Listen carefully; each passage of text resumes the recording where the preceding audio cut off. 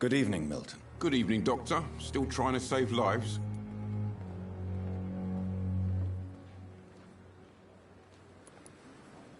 I have some good news, Milton. What? The epidemic's over? I retrieved your wallet, with all the money, and a certain picture. Well, yeah, Pippa Hawkins is my girl. So what? Is it the difference of skin colour that bothers you? Not at all, Milton. Good. Please, take this money anyway. To remind you to keep your mouth shut. Not everybody's as broad-minded as you, Dr. Reed.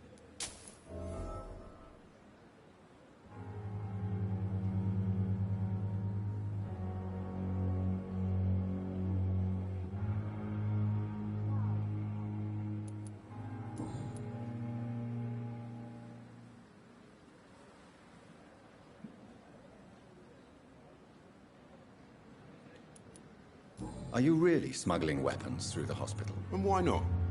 I've already been attacked by patients, you know.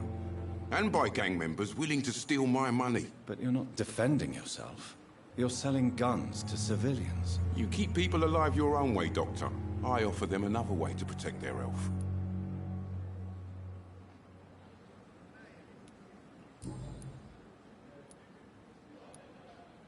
I'd like to see your goods. Wise choice, Dr. Reed. A reliable gun is what everybody needs these days.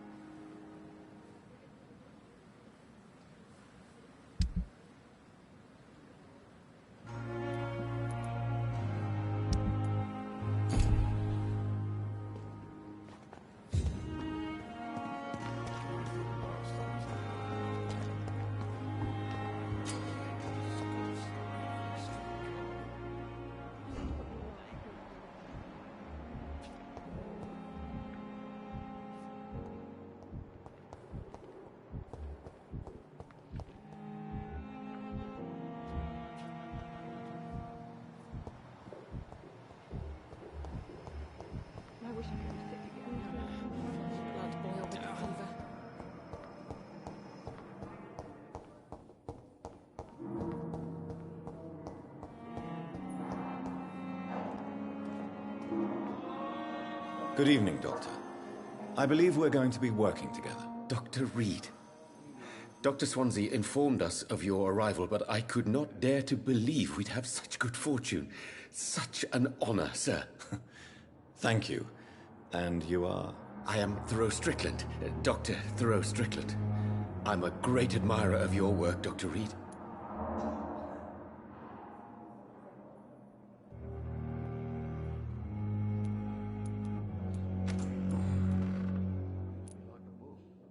Please, could you tell me something about yourself? I'm a great admirer of your work concerning blood transfusion, Dr. Reed. I run my own experiments. I'm convinced it's the future. I based my technique on my mentor's research. He helped me perfect my method. What is yours? I'd rather not talk about it. For now, it's just theories and first approach. My process is purely experimental and unsuccessful. As long as you're cautious and methodical, you may remain empty-handed, but you won't fail. You're not the first one to warn me, but I am convinced knowledge is the main weapon against the ravages of this epidemic.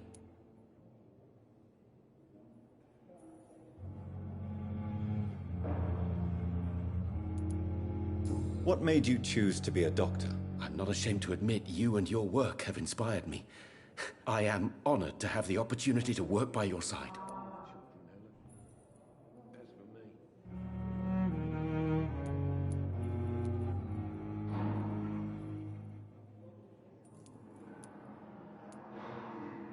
It's always a pleasure to share scientific and medical knowledge with someone eager to learn. I'll be glad to help you if I can. This epidemic may be the century's most terrible disaster, but I'm convinced that we, as doctors, are the only ones able to defeat it.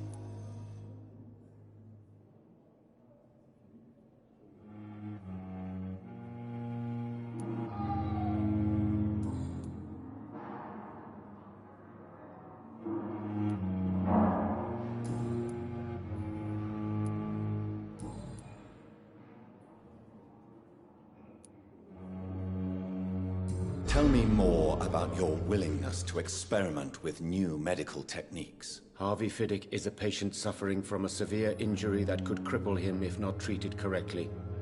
I'm convinced your blood transfusion technique could help him. What is it you really want? To save him, or to prove your point? Fair question. I want nothing but to save my patient, Dr. Reed. Especially since I know Mr. Fiddick's story.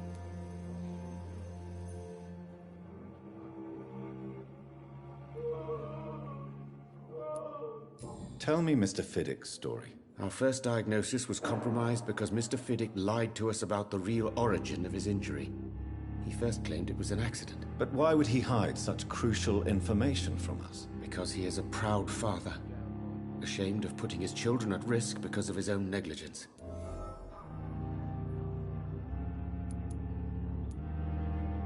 This personal involvement could also appear to be a lack of impartiality. You must know that a good surgeon must remain neutral. I agree. But that does not excuse Dr. Ackroyd's behavior, a man who did not even take time to converse with his patient. Do you think keeping his distance was a mistake? All I know is that I'm taking care of human beings with desires, hopes, and fears. Not some biological machine comprised of blood, bones, and flesh.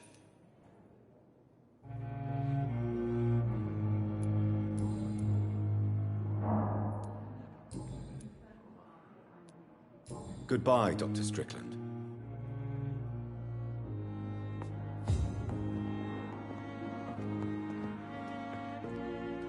Finally, you've returned, Doctor. Did you find anything of value? Yes, nurse. You've worked your first miracle, Doctor. Now, this patient here needs immediate treatment. Duty calls. When the storm has passed, I'll show you how to mix the remedy yourself with the same basic ingredients. Many thanks, Doctor. When you've finished, you ought to report to Dr. Swansea in his office. He's been looking for you. Seemed pressing.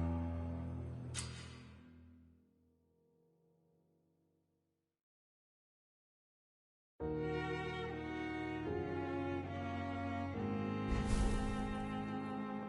never could keep anything from her.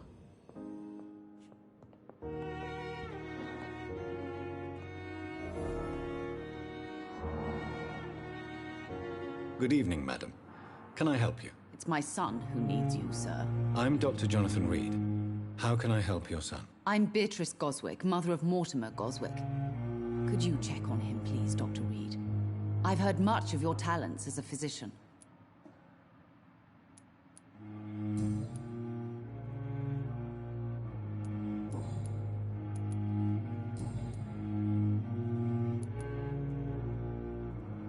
What do you think of your reception here?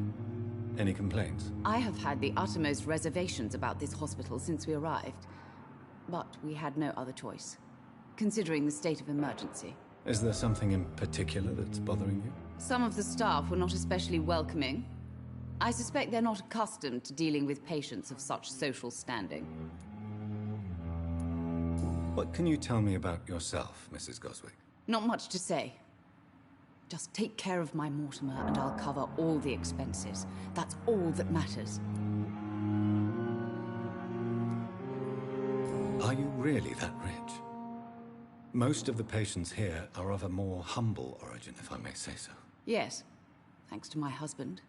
May he rest in peace. I can cover any needed medical expenses. May I ask if you have an occupation, Mrs. Goswick? I'm a teacher by profession. I teach young women who are more ambitious about their futures than their families.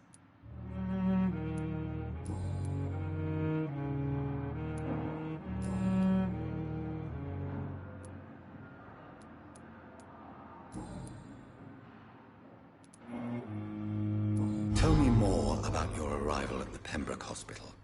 What gave you such a bad first impression? The ambulance driver was quite rude, for a start.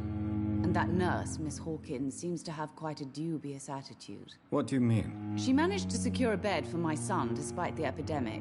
It was a relief, but it wasn't cheap. She charged you for a bed? Yes, and I paid without question, considering the urgency of the situation.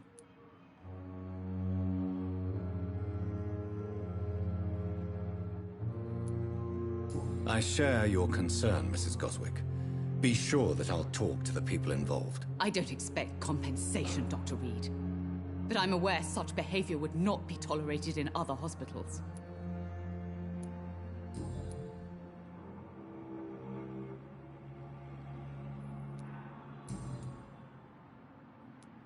Goodbye, Mrs. Goswick.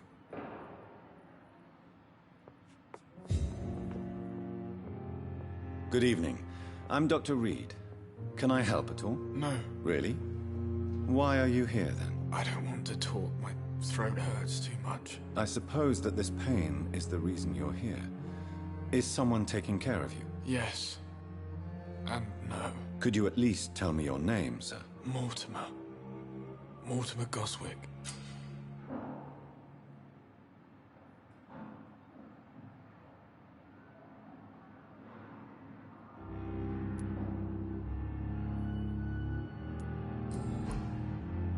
Do you need any help?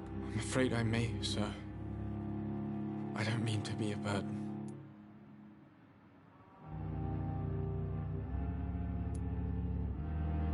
You are not a burden, sir. Healing you is my responsibility. And you have my gratitude for that.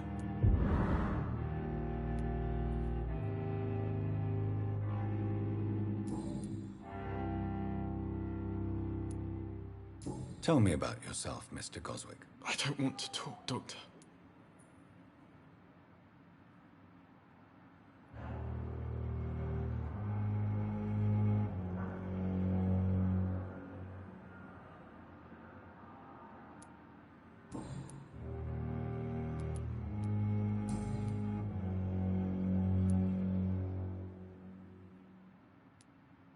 How painful is your throat, Mr. Goswick? So painful I'd rather not talk at all, Doctor. I'm sure you realize a doctor and his patient have to communicate, sir. Would it help if I gave you some paper and a pen? Not really. I see. Then maybe it's not just your throat that hurts, Mr. Goswick. Perhaps your sore throat is just the consequence of something more hurtful. Yes, maybe. But I don't want to talk or even write about it now. Why did your mother have you hospitalized here? She seems convinced this is a bad hospital. My mother just wants the best for me. She won't rest while I'm here. She'd go all the way to hell and back to help me.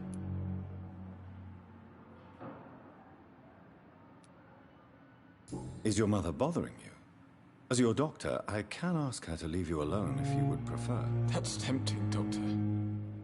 But you have no idea what my mother is capable of. She would tie herself to my bed if you asked her to leave. Pembroke Hospital may look unorthodox, but rest assured you're in good hands here. It's not me you have to convince, Dr. Reed. It's my mother.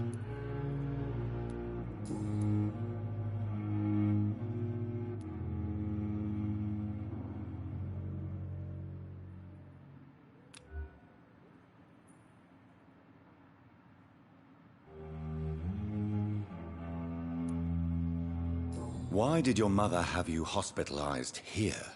She seems convinced this is a bad hospital. My mother just wants the best for me.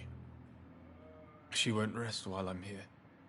She'd go all the way to hell and back to help me.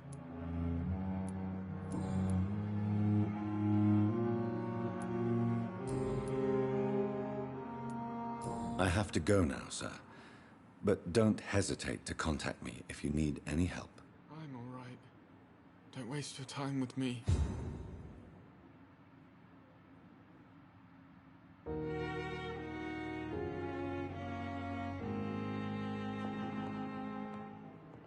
You always knew the words to calm the children, Ellen. As for me, what a blundering idiot.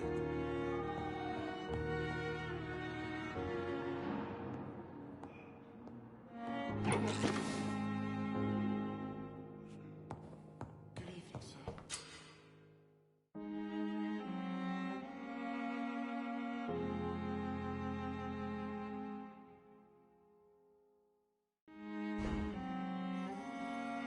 I will not let you down.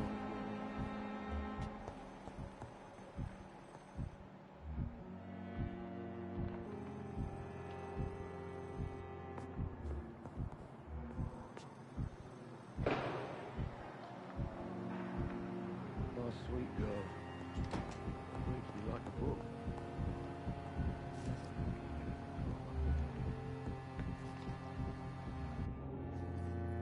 Good evening, Dr. Strickland. And good evening to you, Dr. Reed. Can I be of any help? Goodbye, Dr. Strickland.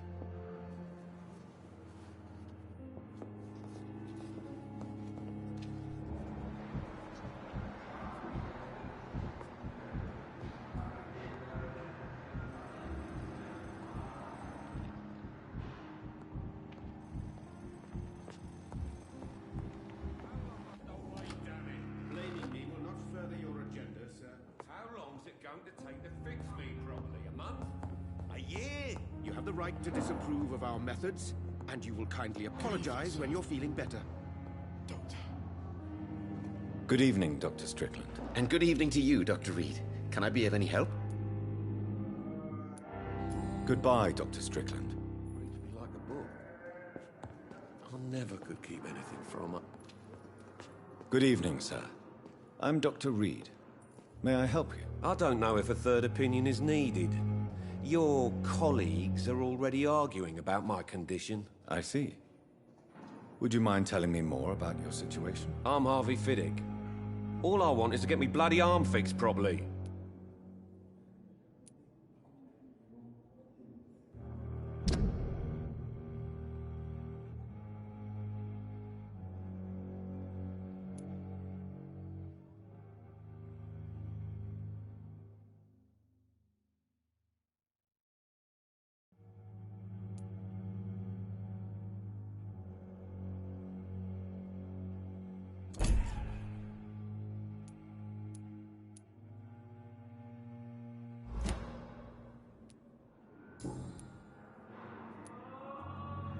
Tell me about your injury, Harvey.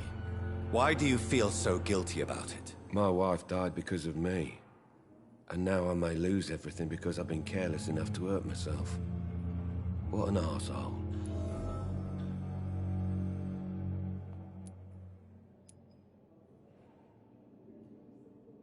How could your job be responsible for your wife's death? I was working a double.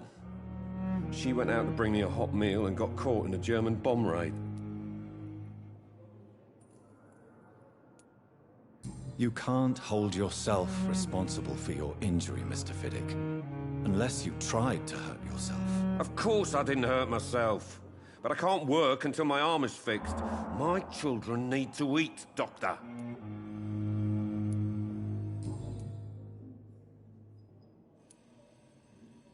Tell me more about the death of your wife, Harvey. 1915. I was in the army. Building workshops for the Royal Flying Corps. Helen was happy I wasn't sent to the front. What happened? The Germans sent Zeppelins to bomb the construction site, but they missed their target. My wife was bringing my dinner when the bombs fell.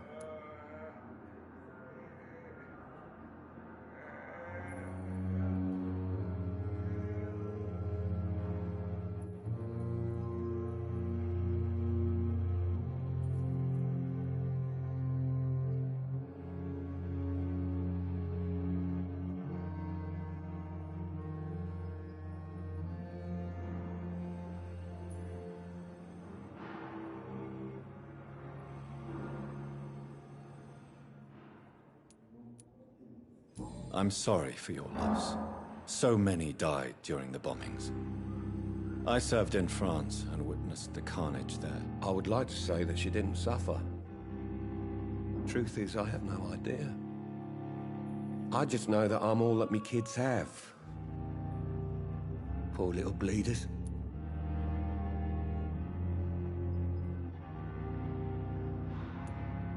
How are your children after losing their mother? They were smaller then. The only good thing about this is my Helen didn't bring them with her that night.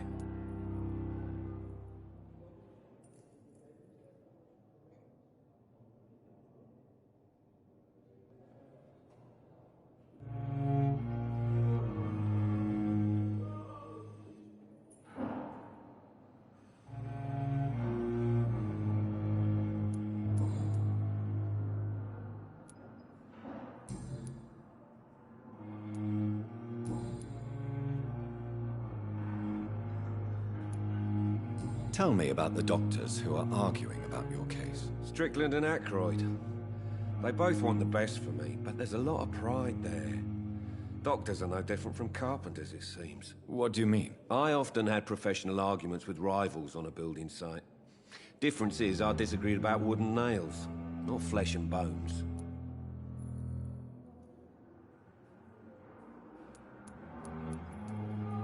Tell me about yourself, Mr. Fiddick. I'm just a regular guy waiting to get his arm fixed, so I can return to work and to my family. I was more curious about what you were doing before being hospitalized. I'm a carpenter, and a good one too. But that means I need both arms to feed my family, Dr. Reed.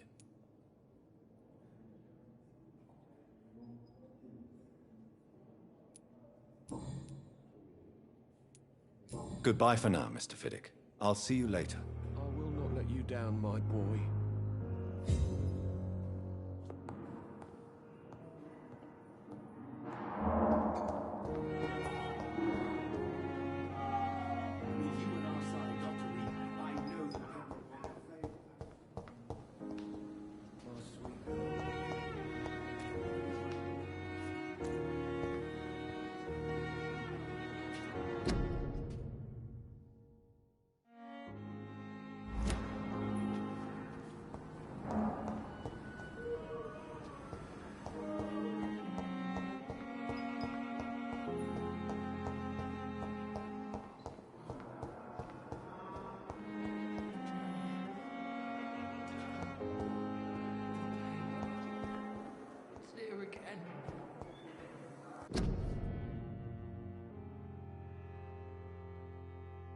Time has lost its effect on me, but the suffering continues.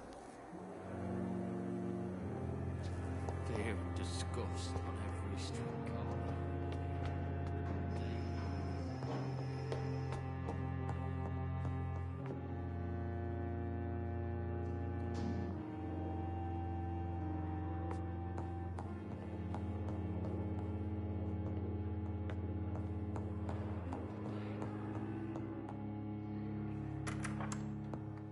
Please, Jonathan, come in.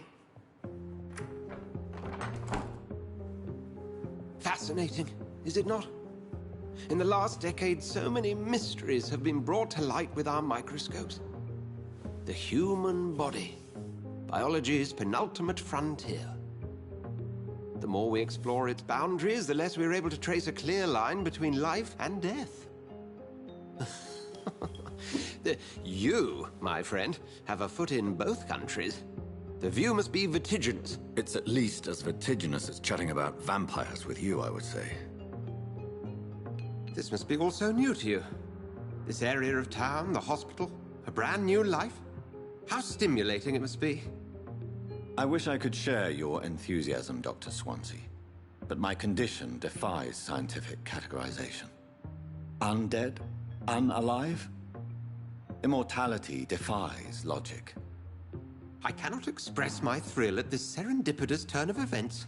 The world's most eminent specialist in blood transfusions, a vampire.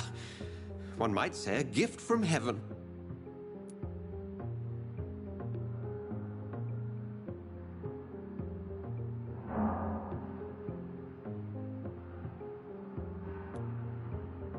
It may seem strange, but your words have brought me some comfort here.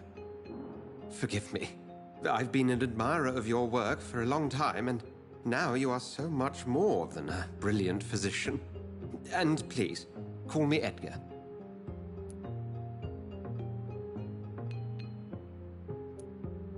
I'm not some doe-eyed student, Edgar. I understand we both have something to gain from this relationship. Very well. I have a task for you, Jonathan.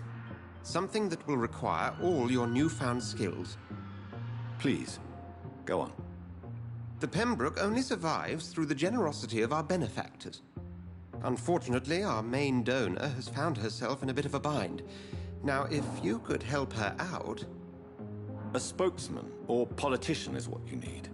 That's not my calling. And until I come to understand what has happened to me, I require discretion. Discretion is in order, Jonathan. Lady Ashbury has recently received rather indelicate correspondence that, if revealed, would jeopardize her position. And you would like me to eradicate this threat? By the stole, of course not. I would just like you to pay her a visit. Her ladyship is certainly near the tents outside, tending the sick. You can't miss her. Look for someone impossibly delicate. Accepted. I'll see what kind of trouble Lady Ashbury is in.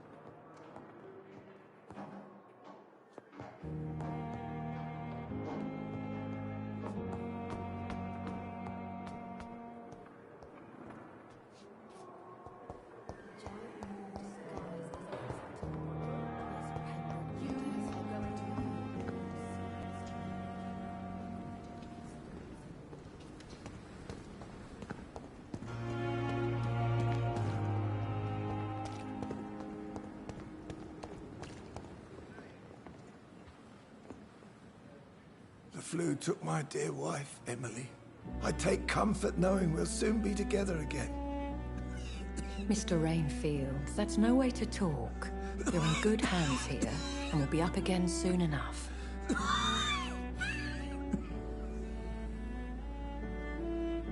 Now do me a kindness and get some sleep. I'll be back round later. Your words are kind, the blessings of an angel. You're the sweet, sweet Lady of Mercy.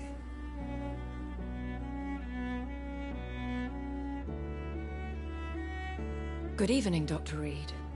It's a pleasure to see you again. You seem surprised. Dr. Swansea has brought me up to speed concerning your recent appointment to Pembroke Hospital. You're a the lady who saved me that night, before vanishing into thin air. I remember you from the pub with Dr. Swansea. Indeed. Allow me to introduce myself formally this time. My name is Lady Ashbury. I remember you well, in spite of the brevity of our encounter.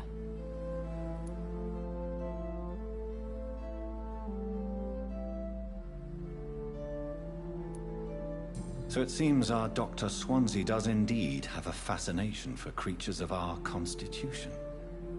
Dr. Swansea is a remarkable man. Dedicated, one might say, obstinate? He spent years compiling our bestiary. I hope you're more disposed to answer my questions now. You must have countless questions, but our rather urgent matter first. Swansea has explained. My cover, if you prefer, has been compromised.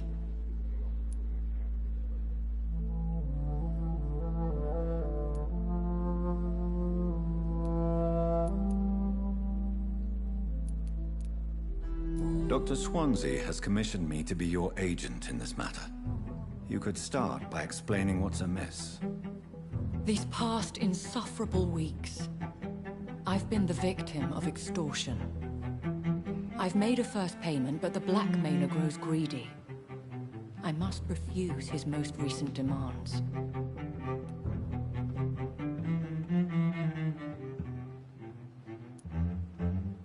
Please continue. Every detail is essential. I'm your man. My embarrassment in this matter is eclipsed only by my shame at having put the hospital at risk. The threat from our anonymous scoundrel is clear. A list of dates. My visits coinciding with the dates of suspicious patient deaths due to massive blood loss. Is it true? Now aren't you the blunt one?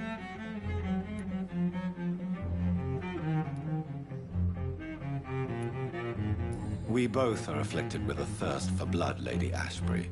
That is our nature. By vocation, we also have reason to visit the hospital. Logic dictates. In all honesty, I'm not simply a patron to the hospital. My visits serve a dual purpose. Dr. Swansea has been treating my condition with a revolutionary technique of blood transfusion. It seems you are a specialist in the domain. I'll take care of it. Do you know where I should start? If that was the case, I'd settle the matter myself. You could talk to our local gossip, Harriet Jones. Not a pin drops here without her hearing about it. I'll meet that woman now. My life, as others know, is in your hands, Dr. Reed. I'm sure of your discretion, but I do fear your powers of persuasion will be put to the test. When this is resolved, I'll be your obligé. I'll answer all questions in regards of your condition.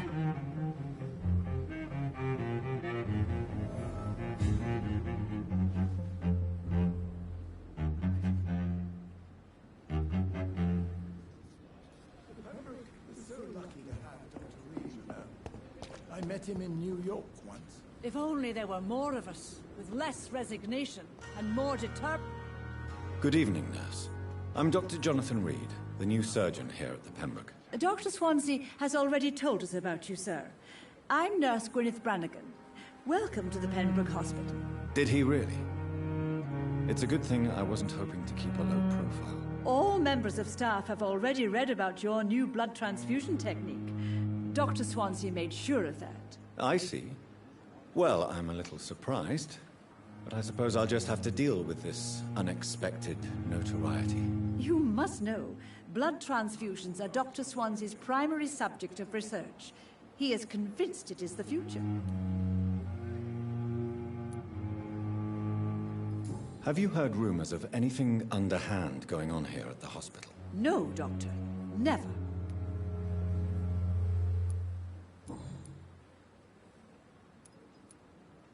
Why does Dr. Tippett's claim you're the main reason he keeps working, despite his fatigue? If it wasn't for him, I probably would have left the Pembroke years ago. Dr. Tippett does not think of you as just a nurse anymore, does he? If you're suggesting he's not taking my gender into consideration when it comes to medical practice and knowledge, I really hope he doesn't.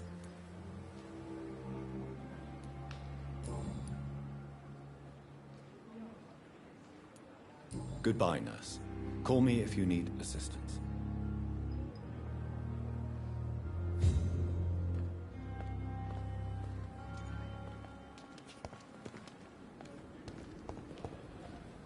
Perhaps I should have considered the offer from that Callaghan fellow.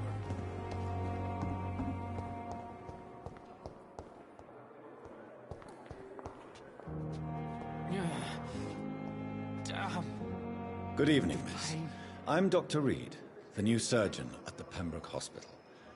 And who are you? Your name has no meaning to me, mortal.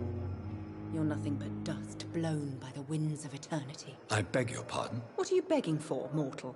My clemency? Well, tonight maybe I'm inclined to mercy. You'll never forget the night you met Thelma Howcroft. You keep calling me mortal. Why is that? And if I'm mortal, what are you? Well, Dr. Reed, if you must know, I'm a vampire.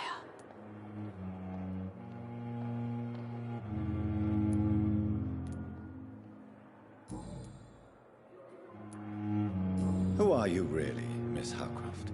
I mean, apart from being a vampire. Is that not enough for you, puny mortal? What do you require? Proof of my powers? I'm curious to know who you were before becoming a vampire. No, it was such a long time ago, I don't remember. Centuries of unholy life can have strange effects on one's minds, you see?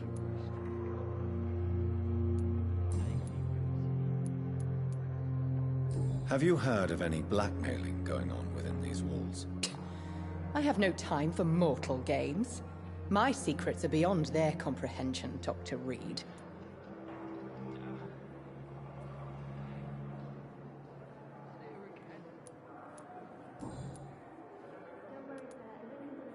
And why do you believe you're a vampire? I don't need to believe anything.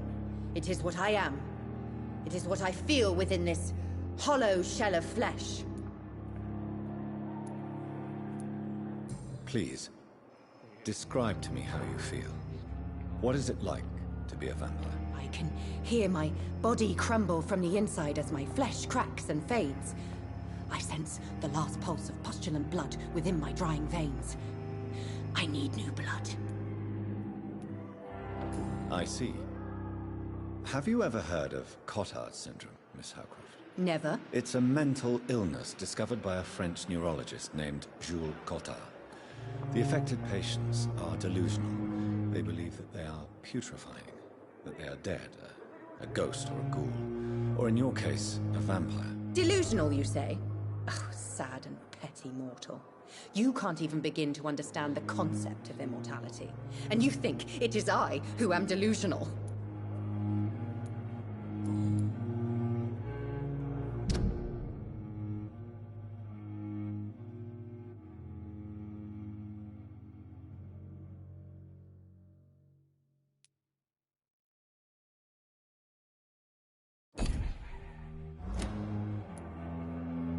I'm assuming you must be a patient here. Am I right, Miss Howcroft? It's only a cover. To hide from my enemies. I can leave whenever I want. As a woman, a spirit, fog, or bat. Who are these enemies you mentioned? Can you describe them? I cannot say for sure. But I sense their eyes on me from nearby. I feel them watching me every time I visit the garden near the morgue. The staff here are not your enemy. They're here to help you, to care for you. I'm not speaking of the doctors in white. I'm speaking of the men and women who hunt me, for I am a vampire. I see. Don't worry. These people will not find you here. I'll personally make sure they leave you alone. Thank you, mortal, but do not interfere with them, for you are no match for those that hunt me.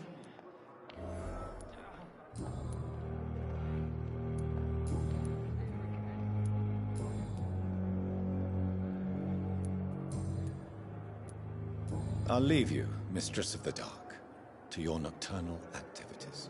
I wonder what your last thoughts would be, sir. Fear and disgust on every street. Good evening, sir. Can I help you? Unless you're here to fix my face. No. I don't think you can help me. I'm Dr. Reed. I've recently taken the position of head surgeon here. War injuries, am I right? You guessed right, Doctor. German shell took my pretty little mug right off. But they still call me Thomas Elwood.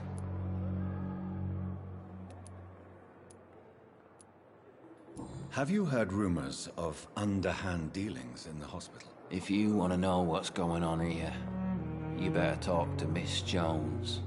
She knows everything. Especially what she shouldn't.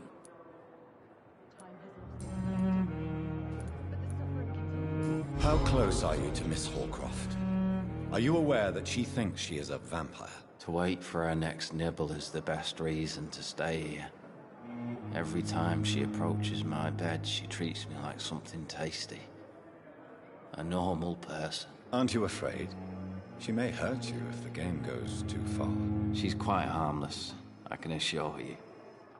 Her head's broken inside is all. While I'm busted on the outside. But she's still beautiful. Living proof that there's hope for me. So do you let her bite you? You know that's not sanitary. And why not? She's only supping a few drops of me blood. And the pain, it's real for once. She could decide to bite less willing patients. Then it's another good reason for me to stay here, Doctor.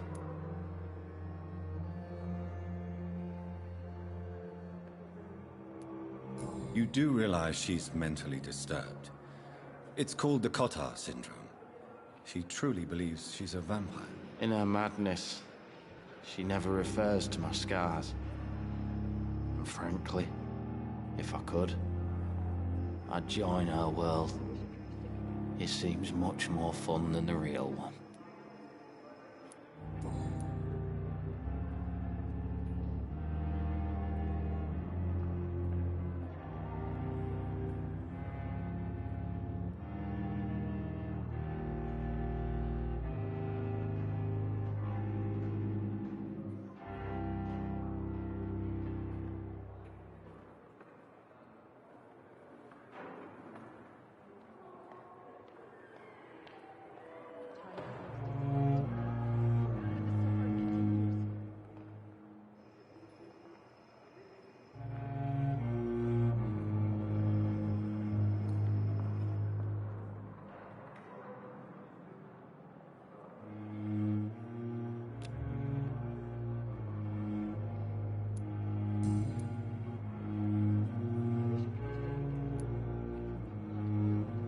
Goodbye for now, Mr. Elwood. Damn. The pain. It's here again. Simpletons, these nurses. Bred with no respect. Good evening, Mr. Hampton. How do you feel? Dr. Reed, is it? Oh, Sora, I must apologize for my behavior. What do you mean? I was not myself in the factory. Fear and exhaustion made me say awful things to you, I'm afraid. You remained perfectly nice and polite. A little delirious, perhaps. But who wouldn't be after enduring an abduction? Thank you, Doctor. That's a relief. Now all I need to do is rest and return to my flock.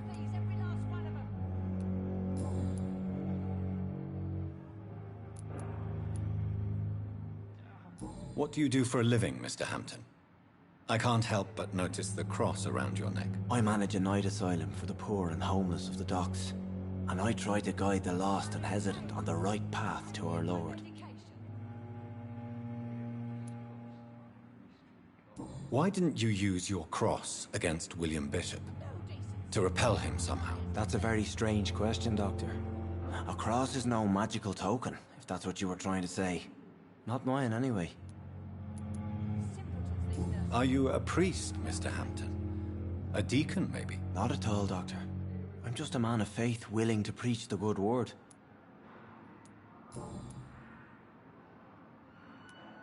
Have you made friends since you arrived? Not really, but I recognize Miss Harriet Jones. I knew her when she lived by the docks. That poor woman had such a miserable life. You never came to see her here at Pembroke. Receiving visits when sick can be an important part of the healing process, you know. We're not just bodies. You're preaching to the converted now, Doctor. To be truly honest, I thought she was dead. She left the docks many months ago.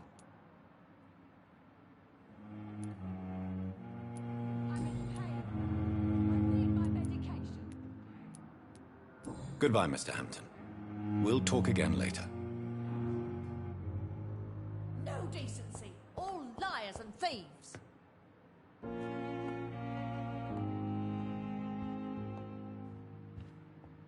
What? What? What is this? Who are you? Get out of my room. There's no need for alarm, madam. I'm Dr. Reed, the new surgeon. Preposterous. Dr. Reed, you say? I don't want some bumbling intern. Where's Dr. Swansea? Please, calm down, madam. I assure you that I am highly qualified.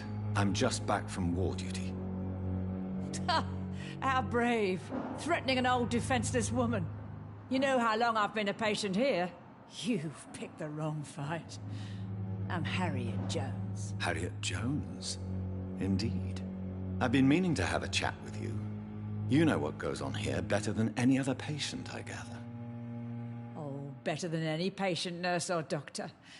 I've seen so many vile undertakings. I heard there have been some despicable goings-on. Was there a case of blackmail? Blackmail? Wait. You're investigating something. This isn't a social call. One of those incompetent cunts slit a poor sod's vein.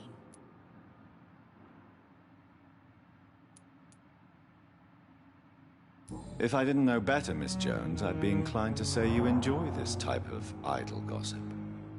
God's honest truth, Doctor. It's just the way it is here. Most of these bitches would let you freeze to death before getting you a blanket. I assure you, madam, this is not an investigation into a possible medical error. Debauchery, then? Nurses Crane, Hawkins, Brannigans, whores, all of them. They can't keep their legs shut. I've seen them scratching slutty sores. Really? Well, if you have irrefutable proof, I'll not have the staff behaving in such a manner here. This is your business, Doctor, not mine.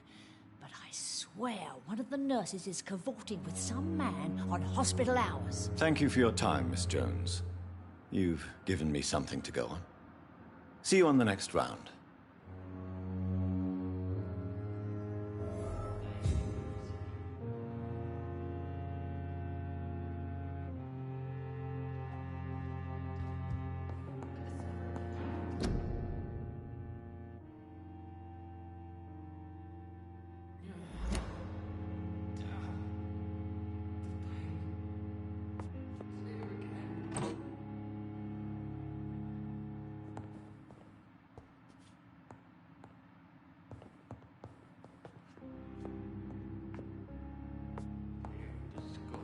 The patients and staff might know something. I'll start my investigation with them.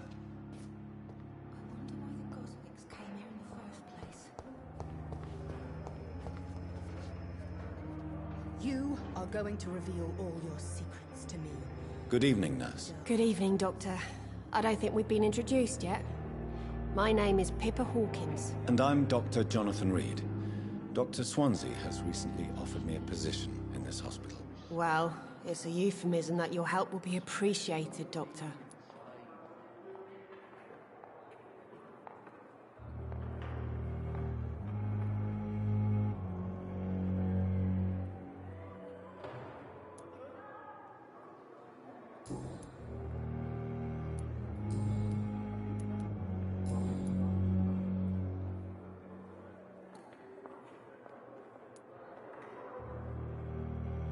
How long have you been a nurse? Well, long enough to see that the epidemic is winning. And no matter how qualified you are, don't tell me you'll change that. You'd be surprised what dedication can achieve, Nurse Hawkins. In medicine, sometimes we're just a test result away from a miracle. Sorry, Doctor. I don't want to sound bitter, but I'm just too tired to give a pep talk like Nurse Brannigan. How is the Pembroke staff coping with the epidemic? Well, not well. Milton, the ambulance driver, is even more grumpy than usual, especially concerning doctors. Why is Milton grumpy on a daily basis? Is it just an act? Milton's not the kind of man who's bothered about a bad reputation, whether he deserved it or not. Why does Milton dislike doctors? I don't know. Just ask him. But be warned, Milton is not the chatty type.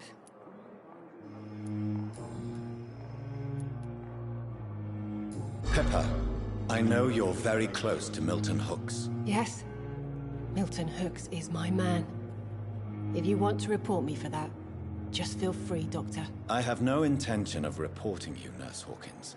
But are you aware of the risks? The rules say I won't be allowed to work as a nurse anymore. But here at the Pembroke, we break rules all the time. Is he worth the risk? Hey, I'm no perfect woman, and Milton is not the finest bloke. But we do our best to get by. That's all any of us can hope for nowadays.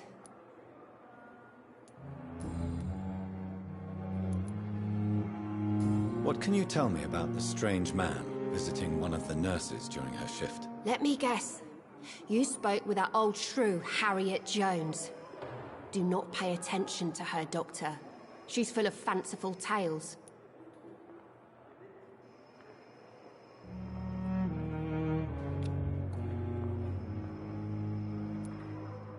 She could have been telling the truth about the mysterious man. That old witch will end up in hell soon enough. Who cares if the nurse finds some happiness where she can? No matter how you feel about her, Miss Jones deserves our help. Who says I don't care for her? Hate is what keeps that old crone alive.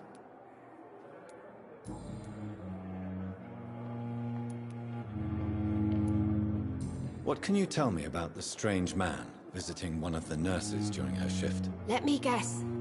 You spoke with that old shrew, Harriet Jones. Do not pay attention to her, Doctor.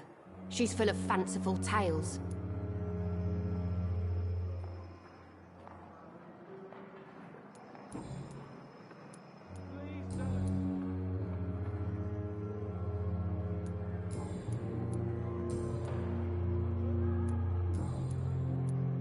Goodbye, Nurse Hawkins.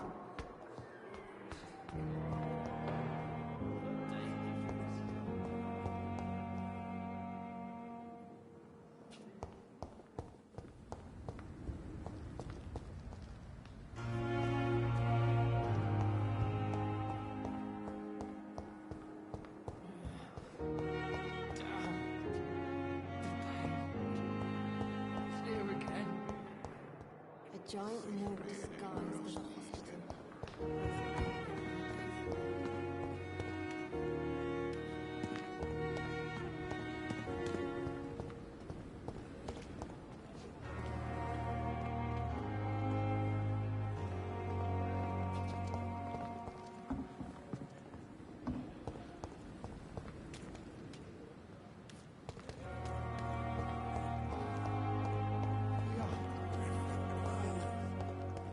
Just die like this.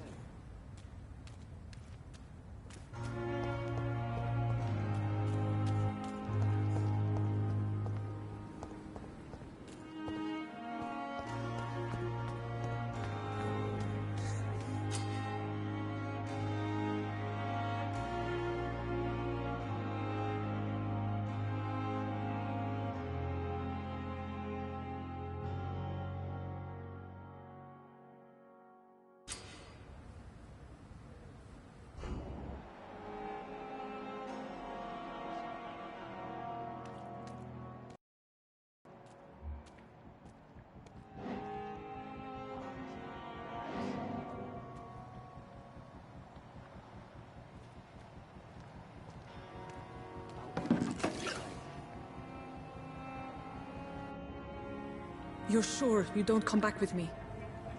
Nah, I have to see someone at the hospital. Be careful. You look so bad they may keep you as a patient. Fuck 'em. I don't like hospitals. Or doctors. Well then, when you go back to Whitechapel, you may find this useful. What is it? A pass for a free medical exam by the best nurse available. Just read it.